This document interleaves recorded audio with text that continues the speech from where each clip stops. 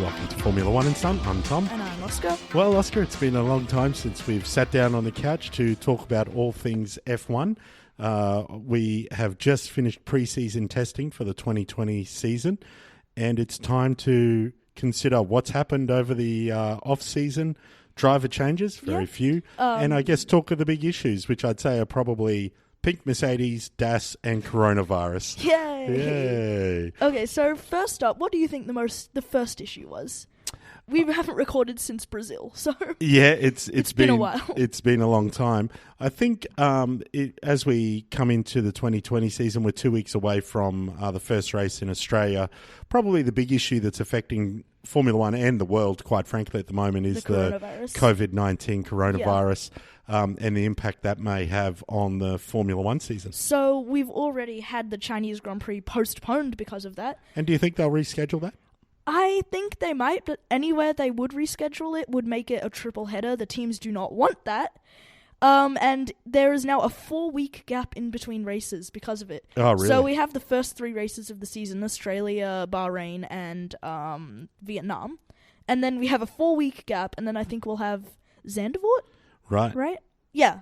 And Bahrain, not Bahrain, and of course the Vietnamese Grand Prix and Zandvoort, which is in the Netherlands, both new Grand Prix this year? Yeah, they are. And are they replacing other Grand Prix? Have they taken, aside from China being postponed? Yes, they've gotten rid of the German Grand Prix. Right. Which I think is a bad decision, but I think the turnout, they just weren't making enough money from it. Yeah, but that was one of the most spectacular Grand Prix last year with that rain-affected And another interesting thing to touch on is they're looking into a new tyre compound for the Zandvoort Grand Prix and its banked corners. That's right, and we saw that being tested by some of the teams during pre-season testing, didn't we? So if we get back to other things that's happened, we have now Nicholas Latifi in the Williams, and we have Esteban Ocon in the Renault replacing Hülkenberg, and Latifi replacing Kubica.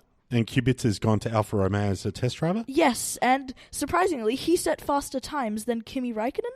Really? And Antonio Giovinazzi in that car. He set the fastest time. On the same tyre compound, or was he running the softs? I'm not completely sure at the moment, but he was the fastest person in that car. There you go. And so just going back to the coronavirus, with China being postponed, if they do reschedule it, would it be in China or would they reschedule another race somewhere else? Well, I mean, that's a massive undertaking. China is a big Grand Prix, obviously, because China's extremely populous. Yeah. But it'd be hard to fit it into the schedule without causing a lot of problems. I wouldn't mind a triple header in the season.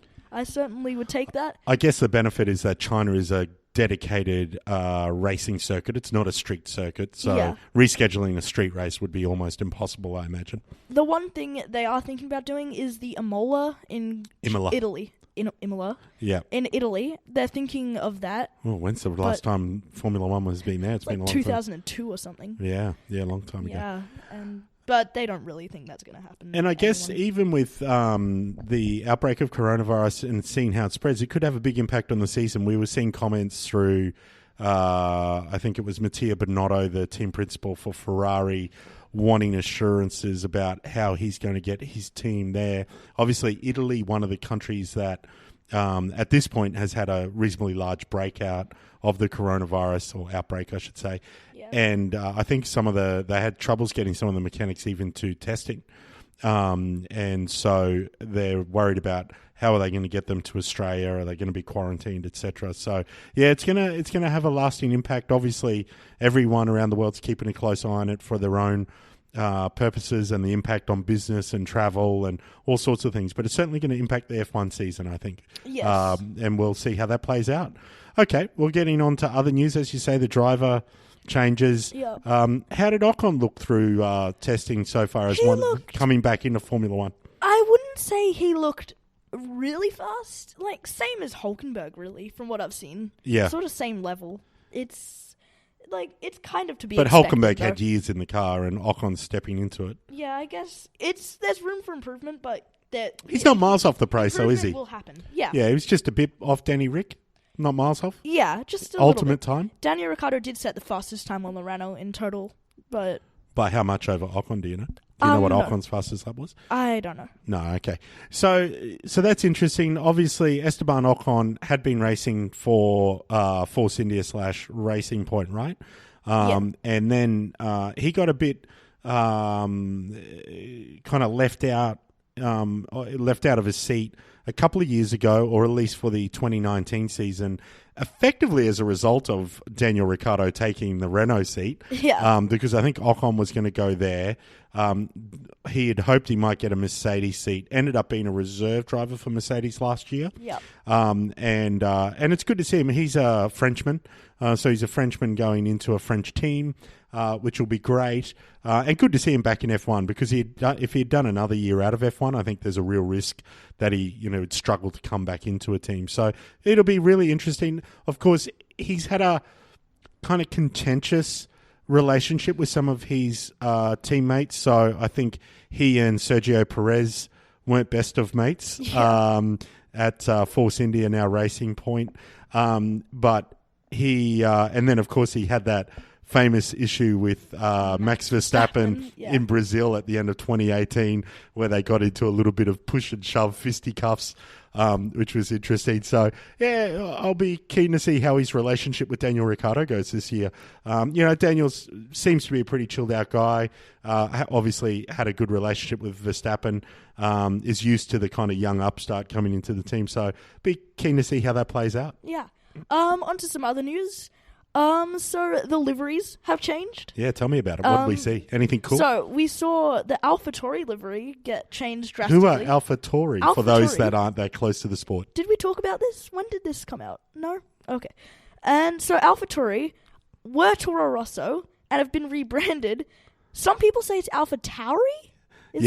I've been hearing people say AlphaTauri, which sounds awful to say, so I'm going to keep saying AlphaTauri until I hear all the commentators correcting each other and can work it out. Yeah. I guess Tau is the Greek symbol, so and maybe it is AlphaTauri. There's no real ownership changes. It's just a rebranded Toro Rosso. But the new livery looks much better than the kind of lighter blue Toro Rosso Junior Red Bull livery. A lot of people like it. I'm fine with it. It's not I like a great it. thing. You get a few of the cars now, the Alfa Romeos, which is ALFA as opposed to ALPHA, and the AlphaTauri and the Haas, not all that different to each other, I find, those three liveries. Because Haas, of course, lost the sponsorship of Rich Energy, Which the is very an odd interesting story. Yeah, the very odd energy drink company with the very odd owner. That all fell apart quite spectacularly through last year. But one thing it did give us was a cool livery on the Haas last year with that kind of gold and black, reminiscent of the old Lotus livery. This is the first time I've seen anyone change their whole livery scheme just for a sponsor. Yeah. Or a title sponsor even. And of course, the Pink Panthers are even pinker than usual. So the Racing Points, BWT, who've always been a sponsor of theirs, but are now at least for this year, the title sponsor. And we'll talk about what's happening next year for Racing Point. Oh, yes. But so their car looks especially pink this year, but pretty good. And Renault are getting around in what it won't be their racing livery. We don't think. They could always change it, but it's just like matte black, and that's it. Probably the most different looking car, ignoring the livery, because of course, as we mentioned, the AlphaTauri is very different looking. But probably the Renault, and the Racing Points are the most different looking cars technically in terms of the physical aspects of the car. Renault are running a new nose, which is quite curved and not as flat as last year. Very skinny as well. Very skinny. I quite like it. It looks kind of old school. Yeah, but it's not for the looks. No, of course. It's all for aero performance. And then we move on to Racing Point. Well, let's just go back to Renault for a sec. Okay. The reason Renault are doing this is they really struggled last year with their aero concept, particularly on the front end. And so they've clearly changed concept quite significantly. Look, we'll caveat like everyone does with testing. You can't read too much into it. But certainly towards the end of testing, Danny Rick was doing some pretty competitive times. I think he was he was the third fastest overall in testing. So we'll see. I mean, we don't want to read too much into that, but yeah, we'll see how they go. You were going to mention the pink Mercedes? Yeah. So There's been, as we said, some drastic changes to the philosophy of the pink Mercedes' car. Well, which is just copy someone else's philosophy. And I saw a side-by-side photo, and honestly, they look the same. Yeah, so as last year's car. Pace-wise, I'm not sure. They seem faster. And there's two things going onto pace that we know for sure. Normally, you can't read into testing, but these are some things you definitely can. Williams, they beat their qualifying time from last year at Barcelona by more than a second. So there's something. They had a long way to come. We'll come back to Williams because that's an interesting story. And Daniel Ricciardo beat his qualifying time by 2 seconds almost. Yeah, it's a good sign. Everyone's faster though, I think, aren't they? Except for the Mercedes, but the Mercedes still haven't fastest. improved. Bottas, who set the fastest time last year for qualifying, hasn't improved on And that. of course, we don't know who's sandbagging, but if we're getting into testing now, the highlights for me at least, Oscar, were Williams made it to testing. Yeah. Unlike last year where they didn't. And they've made it to testing with a car that looks pretty good. A big step forward from last year. But, I mean, they had to take a big step forward. They were nowhere last year. Yeah. So let's hope now they're... I think they'll still be towards the back of the pack, but let's hope they're towards the back of the midfield and not just distant tail enders like they were all season last year. It'd be great to see them step forward this year. We saw maybe some sandbags from Mercedes and others, but probably the disappointment of testing was Ferrari, do you think? Yeah, they seemed quite slow throughout testing. I think Sebastian Vettel set the fastest lap in one test. On one day. One day. Yeah. And that's it. And it was not a very fast lap time, almost more than a second slower than the fastest lap time of the preseason testing. We do know, though, that Ferrari, of course, had a great preseason testing last year. They were the fastest. Everyone went, wow, they're the team to beat. And, of course, it all fell away. We get to Melbourne and Mercedes win. And, Ferrari, obviously, were pretty quick last year, but had some fundamental issues. They've taken a different approach to testing this year, they're saying. Maybe they're just not going for outright pace, just trying to understand the car. But I think they're worried. I think they genuinely may have fallen behind Red Bull in the pecking order. It might be now Mercedes, Red Bull, and then Ferrari. They won't be midfield team, I don't think. But I wonder if they've fallen back a little bit compared to Red Bull. Going on to all of the results from testing, the fastest team, as you would imagine, were Williams. The fastest team. Well, as you would imagine. Yeah. Mercedes. Yeah. And then, again, Red Bull were the second fastest. Yeah. But we didn't see Ferrari as the third fastest, as you might expect, but Renault as the third fastest team. Yeah, and look, we don't know what fuel loads people are doing and what strategies and all that kind of thing, so it's really hard to get a read on, but interesting. Other notable engines, Williams were 7th and not last in that whole fastest lap. Well, you talk about notable engines there, Oscar. The notable engine was the Mercedes engine, which kept failing both for Williams and Haas. Sorry, Haas run Ferrari. Williams and Racing Point and Mercedes themselves, right? Yeah. All had issues with their engines. And we saw these odd puffs of smoke often coming out of the Mercedes engine cars. So reliability, their Achilles heel, that would be unusual, but it certainly seemed that way. And Hamilton did say after the testings that he was worried about their reliability in Australia. He was worried about their engines. Right, okay. Yeah, so that's interesting. Yeah, and we saw that a bit, didn't we, through some of last year where the Mercedes engines, I think it was Belgium, where in Spa, where a lot of the Mercedes engines blew up and after one of their updates. So we'll keep an eye on that. Otherwise, reliability pretty strong throughout the field. Yeah. Hondas looked pretty good. A few failures. Ferraris looked pretty good. The Renaults looked pretty good. Everyone looking pretty strong. And no massive standouts this year, I thought, in testing. Everyone looked pretty stable. Pretty good. McLarens were pretty good. Racing Point's probably a step forward. Williams a big step forward. Yeah. What about DAS, though? What is DAS, Oscar? DAS is Mercedes' new system to reduce toe-in on straights and sort of increase it during corners, right? Well, increase toe-in, on corner. Yeah, you're right. Decrease it. And so what toe-in is when the tyres sort of point inward, top of the tyres a little bit.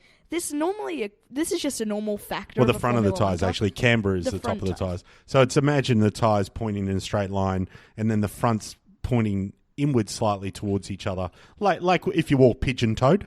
That's what toe-in is on tyres on a car. And essentially, Mercedes' philosophy is that if you reduce that and make them more flat, the tyres will get warmer. Well, actually, more thing. importantly, when you have toe-in, you get less understeer through corners. But the problem is it creates scrub on the straights.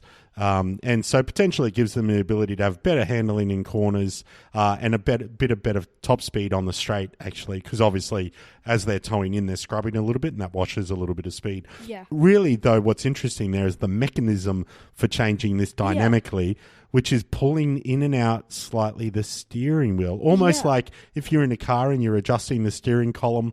And you can pull it in and out. It looks a little bit like that. It's really odd. Yeah, and it's kind of interesting. Sebastian Vettel compared it to running with flip-flops on. That sort of same... How unusual it would feel as a driver. Yeah, it would be really unnatural. We were discussing this morning the fact that the FIA seems to have said it's legal. There's still some question as to whether the marshals at a race will say it falls afoul of the sporting regulations. So I'm interested to know whether all the teams already researching this, probably. Yeah. Will they all try to protest it when they hit Australia? Yes. Probably. So we'll see if it's one of those innovations, like the rear blown diffuser or F-ducts or all the other wonderful things that have happened in Formula One, whether it just becomes the norm or whether it lasts a season and then the regulations change and it gets outlawed. So that'll be one to watch. But yeah, it's great to see this whole new innovation. That's what F1's all about, right? It's exciting. Yeah, and that's the only real big innovation we saw. The only difference. And of course, it was Mercedes because the fastest team just had to get faster. Yeah, I mean, those guys, they're just amazing, aren't they, as a Formula One team? You've got to, give a tip of your cap to them. They continue to innovate. Yeah. Yeah. So what else did we see through testing? Probably that's, it wasn't super exciting, was it? Like a few spins, a few offs. No one had a big crash like Albon last year. I'm pretty sure the only couple of crashes were both Haas crashes because Haas. Yeah, and they weren't even very major, were they? Yeah, I think... didn't Grosjean or Magnussen get a puncture through a turn and then spin off into a barrier? Not very fast. He sort of touched it lightly. And Grosjean just spun and broke his rear wing on a barrier. Yeah. A little bit of other off-season news, Oscar. We heard about this deal between Racing Point and Aston Martin, which is pretty cool. So what happened is Lawrence Stroll, who owns Racing Point, bought 16% of Aston Martin, who have been struggling a little bit as a business. Yeah. Yeah. And their road car division. Yeah. Now he has a 10-year contract with them and Racing Point becoming Aston Martin Racing. That's pretty cool, huh? Yeah. So, I mean, I don't know if our listeners are familiar, but Racing Point were previously Force India, and they went through all sorts of troubles. They were owned by DJ Valia, and he basically was going broke, and the team was going broke. The team went into administration, and Lance Stroll's dad, Lawrence Stroll, who's a billionaire, Canadian billionaire, basically bought the team out and bought handily a seat for his son, who's basically a paid driver. And so they became Racing Point. And that was very strategic because literally they are racing full stop. And so what they wanted to do was once they had a title sponsor, you can put the title sponsor's name in front and it becomes Aston Martin Racing full stop. So you wouldn't say Point anymore. You just say Aston Martin Racing. It was kind of clever. Is this a theory or is this... No, this is really why they did it at the time. Huh. And so now next year they'll be known as Aston Martin Racing. Of course, though, Aston Martin currently are affiliated with Red Bull. And indeed, Aston Martin have a road project car with Valkyrie with Adrian Newey. Designed with Adrian Newey. So Red Bull won't have Aston Martin as a sponsor next year, is my understanding. You're going to have the Racing Point Valkyrie now? The Racing Point Valkyrie, yeah, the Aston Martin Valkyrie Racing Point. So that's exciting news, I think, for Formula One, to see that kind of level of commitment for the future years and to have a name like Aston Martin in the spot as a manufacturer team might be stretching it, but we'll see. That's very cool. Yeah. So did we see any other driver signings over the off season? Anyone signing up to longer contracts or? Didn't we see Max Verstappen sign up? Max and Leclerc both signed up for longer Yeah, contracts. quite long, right? I think Max signed up for 5 another years or something? 4 years. I 4 think. years? And so did Leclerc. Yeah, so Max Verstappen signing up to Red Bull And then for Perez 4 years. did another 3 years too. Perez doing 3 years for Racing Point, as we were just talking just about. adding on to Racing Point. The Aston Martin Racing Point deal is 10 years. It's a 10-year deal. That's right, yeah, which is phenomenally long in the context of Formula One. And as you say, Charles Leclerc for Ferrari signing up to another 4 or 5 year deal, quite a long deal. Again, very long by Formula One standards. So, look. Yeah, it's kind of dimming the 2021 driver market, sort of. Yeah. We still have... Well, Ricciardo's up for contract at the end of this year because he only signed up for the first couple of years at Renault, didn't he? What do we have? We have Bottas, Hamilton, Vettel, and Ricciardo. Well, Ricciardo being someone who would talk to those top teams. Yeah, correct. So that's what we might see shake up, but let's not get into 2021 driver speculation before the start of the 2020 season. Yeah. What are you looking forward to in Australia? What do you want to see happen, or what do you think might happen? I want to see the race happen. I'm getting like withdrawal. You having withdrawals from Formula One? Yeah, look, I'm really curious to see whether Ferrari are going to do an opposite of last year. Fast in testing and then not as fast at the first race. Whether this year it'll be slow in testing and then they drop all the sandbags and come to the first race with some speed. We'll just have to see. And I remember saying the preseason testing last year, we'll know where everyone is come China. We can't say that this year. No, it takes 3 or 4 because everyone gets to Australia and goes, well, Australia's a really different circuit. And unfortunately, it was a pretty boring race last year. So it's not the big kind of start to the season. It's never an exciting race, though. Yeah, so we don't really know the pecking order after Australia typically. Normally we're 3 or 4 races in before we really have a view of the pecking order. What's your bet that Haas lets another tyre loose? Yeah, one thing you can always bank on is that Haas sent their car out without the wheels bolted on properly after a pit stop. Happened the last couple of years to both cars, right? Or at least to one car last year. All right, well, that's your lot, I think, in terms of what's been happening over the off-season and pre-season testing. Is there anything else to cover? I don't think so. No, I think we've got it all. Looking forward to Australia. As you say, I think we're going to see Mercedes probably have another dominant season. We'll see if Valtteri Bottas... well, we should comment on that. Valtteri Bottas, what was it, 4.0 or 3.0? Yeah. Mercedes released an amusing video with Bottas with this massively long beard.